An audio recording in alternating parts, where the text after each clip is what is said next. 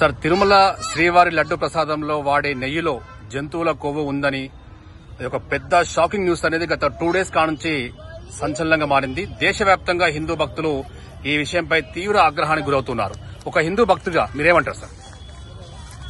మొట్టమొదటిగా ఈ స్వరాజ్య టీవీ ఈ యొక్క విషయాన్ని ఒక ముఖ్యాంశంగా తీసుకొని చర్చనీయాంశంగా మా ముందుకొచ్చి మమ్మల్ని 4 విషయాలు మాట్లాడడానికి పిలిచినందుకు ధన్యవాదాలు తెలుపుతూ, కేవలము ఒక హిందూగా నేను చెప్పదలుచుకున్నాను ఏంటంటే, ఇది తెలిసినప్పటి నుంచి ఇన్ని రోజులు మనము ఎంతో నిష్ఠగా, ఎంతో భక్తిగా అన్ని గుళ్ళల్లో కానీ ప్రతి గుడిలో చేస్తూ ఎన్ని గుళ్ళు చేసినా ఎక్కడ తిరిగినా తిరుపతి అనేది ఒక పవిత్రమైన స్థలం. అలాంటి స్థలంలో తిరుపతి తర్వాత లడ్డు, లడ్డు తర్వాత తిరుపతి. ఎవరి ఇంటికి వెళ్ళినా కానీ తిరుపతికి వెళ్ళి వచ్చేసరికి లడ్డు తెచ్చావా, లడ్డు తెచ్చావా అని అడుగుతాడు. ఆ లడ్డులో ఉన్నటువంటి నాణ్యత, ఆ పవిత్రత మన ఇంటి దగ్గర ఉన్న 10 మందికి పంచుకొని మా ఇంటికే తిరుపతి వెంకటేశ్వర స్వామి వచ్చాడనే భావించిన హిందూ భక్తుడిగా ఈ విషయం తెలిసినప్పటి నుంచి నా మనసు చాలా కలత చెంది, ఇలాంటి ఈ లడ్డులో, ఇంత పవిత్రమైనటువంటి లడ్డులో మీరు ఇందాక చెప్పినట్టుగా కొన్ని ఏమని అసలు అనడానికి కూడా నోరు రాలేదు. కానీ మీడియా ముందు కానీ మన ప్రముఖ రాజకీయ నాయకులు కానీ మాట్లాడేటటువంటి పదాలనే నేను వల్లవిస్తున్నాను తప్ప నా సొంత పదాలు కాదు. ఒక యానిమల్ ఫ్యాట్స్ అనే ఒకటి పదాన్ని ఉపయోగించారు, మరియు ఆయిల్స్ అనే పదాన్ని ఉపయోగించారు.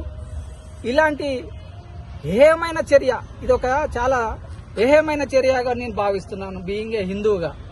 ఎందుకంటే ఎంతో పవిత్రమైనటువంటి లడ్డును ఈ విధమైనటువంటి కలుషితం చేసినటువంటి వ్యక్తులను ఇంకా మానవ మాత్రలోనేనంటూ నేనంటే కేవలం నేను చెప్పేలేదంటే హిందువుడు చాలా సాత్వికమైనటువంటి వ్యక్తి. ఎవరు జోలికి పోడు, ఎవరు ఏం అనడు. అలాంటి వ్యక్తికి మాటి మాటికి ప్రతి విషయంలో ఆయన అనగదొక్కి ప్రతి దాంట్లో ఇలాంటి చర్యలు చేపడుతున్నటువంటి ఆ యొక్క దుర్మార్గులని, నేను ఆ పదాన్ని ఉపయోగించలేదో గాని వాళ్ళను ఆ భగవంతుడే, ఆ పైనుంచే ఆ యొక్క వెంకటేశ్వర స్వామి ఇంకా దీని విషయంలో ఇది వెలుగులోకి వచ్చిందంటే ఇంకా మనం ధర్మయుద్ధాన్ని మొదలుపెట్టినట్టే నేను అనుకుంటున్నాను.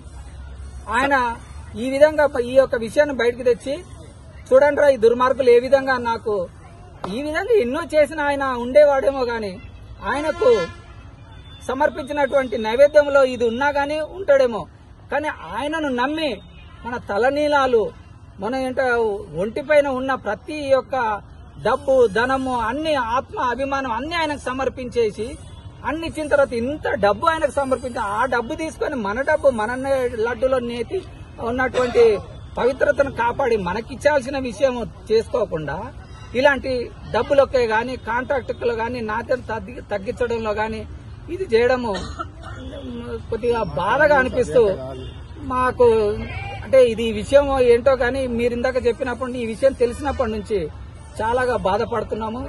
హిందూగా ఇది ఏం చేయాలి, నేనేం చేయలేని పరిస్థితి, ఒక మానవ మాతృనిగా, ఒక హిందూ భక్తుడిగా ఈ వ్యవస్థనే చూడాలి. వ్యవస్థే కాకుండా అక్కడ ఉన్నటువంటి ప్రభుత్వాలు, ఏ ప్రభుత్వం అయితే ముందు ప్రభుత్వాలు చేయలేదో ప్రభుత్వాలను నిందించి కాదు, మనిషి లోపల ఉన్నటువంటి గుణాలని, మంచి గుణాలని, మంచి మానవత్వంతో ఉండేటువంటి నాణ్యతమైనటువంటి లడ్డును అందరికీ పంచే విధంగా ఆ శ్రీ వెంకటేశ్వర స్వామి వాళ్ళకు మంచి బుద్ధిని, జ్ఞానాన్ని ప్రసాదించి ఈ యొక్క తప్పులు మళ్లీ జరగకుండా, ఒకవేళ ఇది తప్పు చేసిన వాడిని ఆయనే మనం ఏం చెప్పడానికి లేదు. శ్రీ వెంకటేశ్వర స్వామి ఆయన ఏ విధంగా శిక్షిస్తాడు. సార్, తిరుమల తిరుపతి దేవస్థానం అంటే 145 కోట్ల హిందూ భక్తులకు మరియు ప్రపంచంలో ఉన్న ప్రతి హిందూ భక్తునికి ఎంతో ఆధ్యాత్మికమైన ప్రాంతం. అది ఏ మతమైనా సరే ఆ బిలీవర్స్ సెంటిమెంట్ ని హర్ట్ చేసే అధికారం ఎవరికీ లేదు. గత ప్రభుత్వ పాలకవర్గం డబ్బుల కోసం కక్కుర్తిపడి చీప్ క్వాలిటీ నెయ్యి కొన్నారని, అందులో జంతువు కొవ్వు ఉందని చెప్పి సాక్షాత్తు మీడియా సాక్షిగా ముఖ్యమంత్రి చంద్రబాబు నాయుడు గారే దీన్ని కరెక్ట్ అని చెప్పారు. సో దీనిపై మీరేమంటారు? అవునండి, మీరు ఇందాక అన్నట్టుగా ఏ మతానికి ఎవరికి అధికారం లేదు. వాళ్ళ వాళ్ళ బిలీవ్స్, వాళ్ళ యొక్క పద్ధతులు, వాళ్ళది ఇష్టానుసారంగా ఎవరికి తోచింది వాళ్ళ మతానుసారంగా వాళ్ళు చేసుకునే హక్కు ప్రతి ఒక్క మతానికి ఉంది.